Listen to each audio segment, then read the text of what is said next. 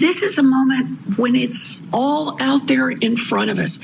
And I'm in this fight, both to fight for the policies, but also to fight for the people who will help us carry out those policies. You know, it's part of the reason you started out by pointing out this is the week that I endorsed Joe Biden. And I'm glad to do that. And it's partly because of policies. Joe Biden has said that he's in favor of canceling a chunk of student loan debt, that he wants to raise Social Security and disability payments, things that I really care a lot about, that he wants to put more restrictions and oversight on money that goes to Wall Street. But it's also about the kind of person you are and who you're fighting for. Right now, we have a president of the United States who thinks only about himself, who has no empathy for other human beings. Joe Biden is a man who cares about others. I've seen him up close. I saw him when he came here to Boston after the bombings. And he's a man who lost a wife, lost a child, lost another child, an adult child. He comforted families that had lost loved ones in a terrorist bombing. And he did it from the heart, not for show, but from the heart. That's the kind of man that in a crisis, you want to have leading our country. Warren is basically making her pitch for Joe Biden to choose her for vice president of the United States. Now, whether or not the fix was in, whether or not some deal was made, just like the deal was made in 2016, where Warren was going to give her support to Hillary Clinton for political concessions, whether or not something behind the scenes had already taken place where Warren may have a foot in the door on this particular conversation, I don't necessarily know, but Warren was laying it on pretty thick in regards to one, Joe Biden. The wild part about this is Joe Biden sent people to the polling in Wisconsin. And at this point, we know that there are multiple cases that are tracked from the polling that took place, from the election that took place in Wisconsin. That is the election that Joe Biden refused to call. That is the election that Joe Biden allowed to take place and kept pushing for it to take place, despite the health professionals, despite the scientists, the epidemiologists, the doctors and nurses that are on the front lines, even the governor himself trying to shut it down. And Joe Biden could not bring himself to do it. Entirely because Joe Biden wanted to get elected. He wanted to wrap the election up as soon as possible and did not want to put it off for 2 months, even if that means that one of his main constituencies, the African-American vote, takes the axe and potentially dies as a result, seeing as we disproportionately are taking the hit from this virus. Warren has decided to ask us in order to ingratiate herself to one Joe Biden. Stacey Abrams, who's also put her name in the hat from the standpoint of wanting to be vice president, she's taking a different approach. I'm going to show you Stacey Abrams' response on The View, having some concerns about Joe Biden. And I want you to hear the question that the host asked Stacey Abrams. Is it a slap in the face to black women if Joe Biden doesn't choose a black person, a black woman, for this office of vice president? Now, I'm going to explain why they're asking this particular question and whether or not this even is the question they should be asking. This is the Democratic Party. After all, this party tends to focus heavily on identity, so I'm not necessarily shocked that the question is being asked. But is it a slap in the face to black women if Joe Biden doesn't choose a black woman? That's the question that she basically asked Stacey Abrams. And I am going to let you hear Abrams, different tact, in pushing for the VP spot. Welcome to Late Night Soapbox.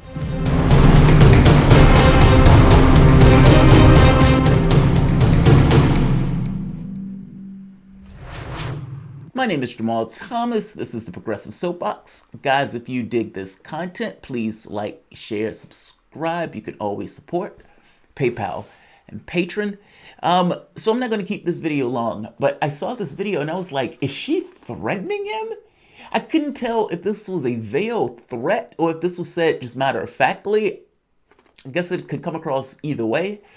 But let me explain for the moment why they're making this particular argument.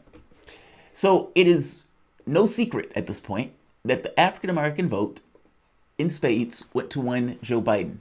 Now, this predominantly had to do with older African American vote, but nevertheless, older people vote in higher numbers. And so you had a skew of the African American demographic to one Joe Biden.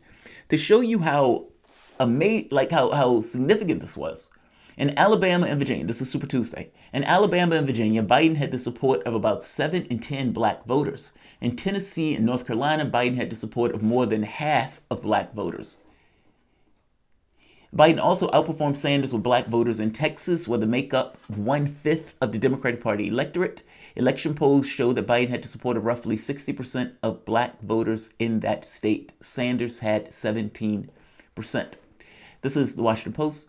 If you look at a breakdown, you had Biden with a higher share of women than Sanders. And if you look at this, of course, African Americans, a much significantly higher share going to one Joe Biden. So when they're asking this, in their mind, they're thinking, we got you elected. And because we got you elected, you should throw a bone back to us in giving us the pick for the vice president, meaning choosing a person of color. Now, I think this is somewhat of a ludicrous argument. Obama was black, but that didn't stop Obama from giving 95% of income gains to the top 1%, nor did that stop Obama from allowing the homeowners or housing industry to go bust, meaning black homeowners to effectively lose their houses. His color, his blackness, didn't stop that. That was an issue of class. I guess my point is just choosing somebody just based on specific identity guidelines doesn't have anything to do with the policies that the person will implement. And just because the person looks like you, may even be your gender, doesn't necessarily mean that person is going to be looking out for your material best interests.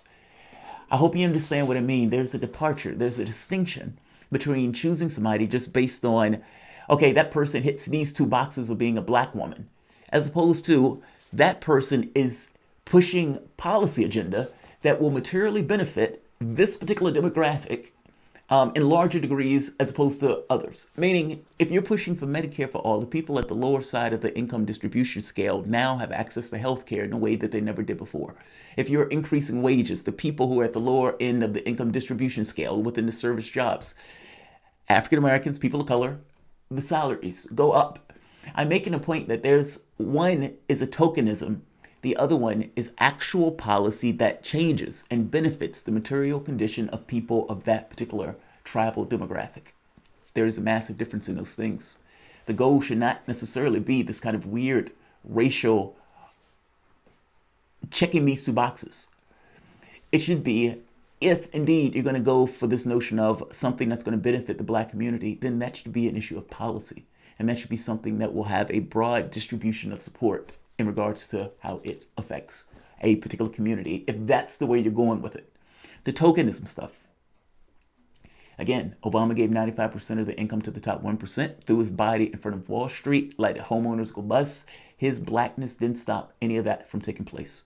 It has to be something more than just race or sex. Nevertheless, Democratic Party. Let's hear Abrams on The View. I want you to hear the question, and let's let Abrams make her point. Something that is concerning to me, because Biden has committed to a woman as vice president, but has stopped short of committing to a woman of color. How important is it, do you think, for Biden to make that commitment? And do you think that not choosing a woman of color, a black woman actually, is a slap in the face to the black female voters who are credited with really reviving his candidacy? Now, notice she changed that around. Initially, she said a woman of color, and then she's like, screw that. Blacks. Is it a slap in the face to black women that got him elected if he doesn't choose a woman of color? Again, I don't understand why they don't care about policy. For the life of me, I just don't get that.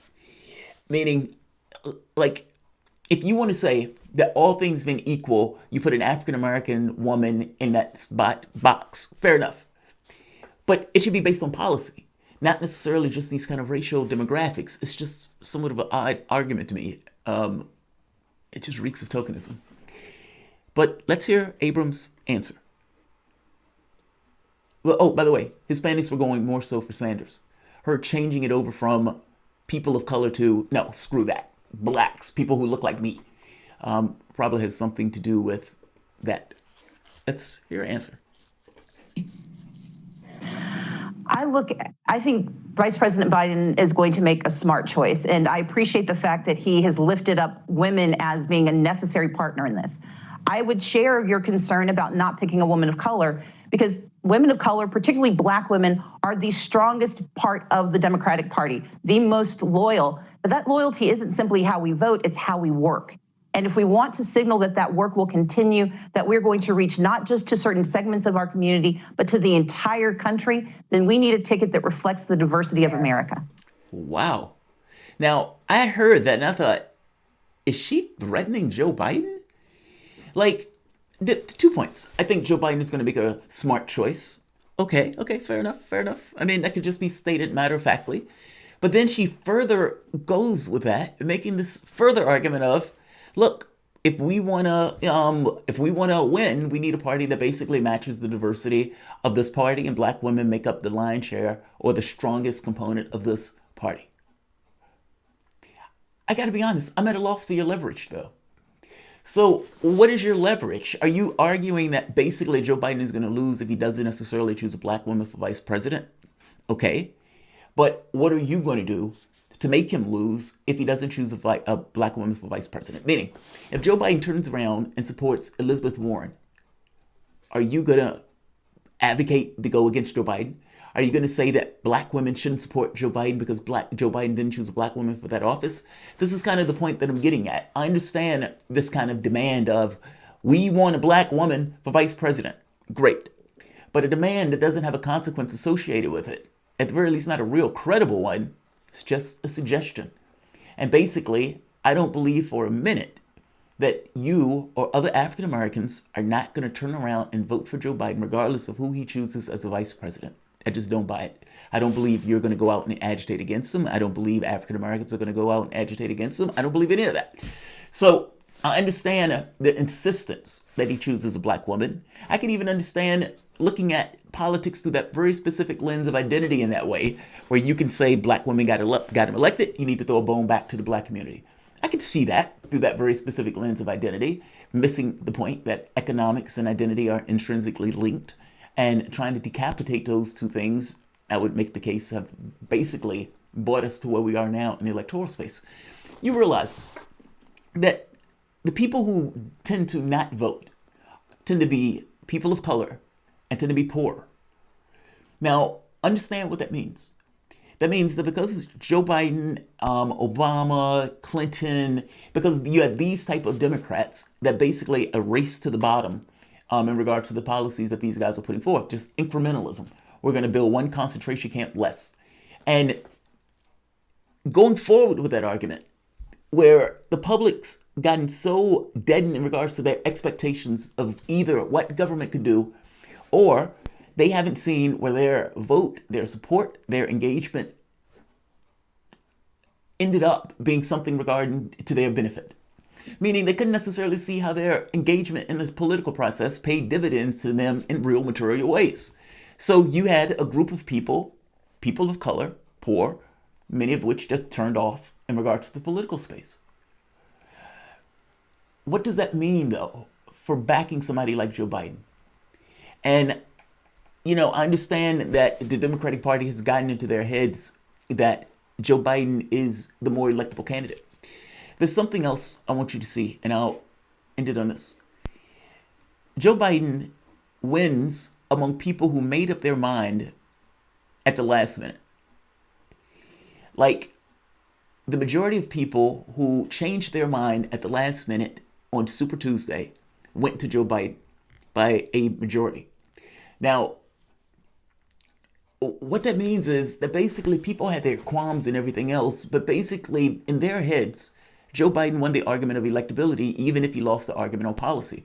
So in their minds, this is the guy who, for the most part, is representative of the Democratic Party. This is the person who the Democratic Party has been for the last 40, 50 years. This is what we recognize as being normal. Now, even when Obama ran, if you remember, when Obama was running as a lefty and they tried to play the same thing that Obama was risky, Obama was, untested and all this other stuff. The catch is, Sanders was uniquely unqualified in order to push back against those level of attacks because he wasn't willing to engage in that level of politics. Yes, that bothers me. Look, I guess the point that I'm making here is Joe Biden was considered to be more electable. But again, that's not necessarily a policy argument. And because it's not necessarily a policy argument, and because Joe Biden and the Democratic Party as a whole is not putting forward anything to deal with the real material concerns. I mean, think about what's taking place. We're in the middle of a pandemic. You have 43% of the population that has either lost their jobs or lost wages from the pandemic. 22 million people, that number is just going to go up. Not to mention like 40,000 deaths, or more than 40,000 deaths at this point, 800,000 more than 800,000 people infected with this particular virus. Our economy basically ground to a halt, and people persistently vulnerable with the government giving $1,200 as to be something of an amelioration of their concerns. Now, a society that lives paycheck to paycheck, that has health care that's associated with their jobs, well, 10 million of those people no longer have it. The number's only going to go up. I'm making the point it's a perfect storm. And in it being somewhat of a perfect storm, there's a perfect amount of chaos that's created just from the level of vulnerability that was already built into our society even before the virus took place. What does that do to the electorate? Meaning, if you're not going to deal with those concerns, if you can't put up a specific secondary agenda that challenges the Republican Party, meaning the Democratic Party, that you can identify with as the Democratic Party and what they want. If you can't do that, what does that do to the electorate? Does that increase the vote share or depress the vote share? Well, you could look at the younger demographic and their engagement with Sanders and compare that to their engagement with Biden. In one case, they look at Sanders and think he is going to deal with our real material concerns. In the other case, they don't believe Biden will. It matters. Those people pull away from the political process, meaning the main contingent that the Democratic Party needs in order to win and that allowed them to hold the House of Representatives for all those years, basically disengage from the political process when the Democratic Party stopped actually looking at this kind of New Deal politics. They shot themselves in the foot in order to get that cash and worship at the church of incrementalism. Choosing a person entirely for their demographics is the Democratic Party, so I wouldn't necessarily be shocked by it. But she's taking a different cadence in regards to throwing out a threat. But I got to be honest, I would imagine it's a baseless threat, because I don't necessarily believe for one moment that she is going to start using political power to go against Joe Biden to try to take him down, to make him lose that race. By the same token, there is clearly a clamoring from, let's say, a contingent of the Democratic Party, I would say the African-American contingent, that wants him to choose an African-American woman. Joe Biden has stopped short of going that far. So we'll see. I mean, if he chooses Warren, what is the fallout from something like that? Is there a fallout at all? Like, share, subscribe. I'm just tripping out that Warren is basically kissing ass and Stacey Abrams is basically threatening Joe Biden. She's like, I have concerns that he's not going to choose a black woman. At this point, I'm curious myself on who Joe Biden is going to choose. Like, share, subscribe.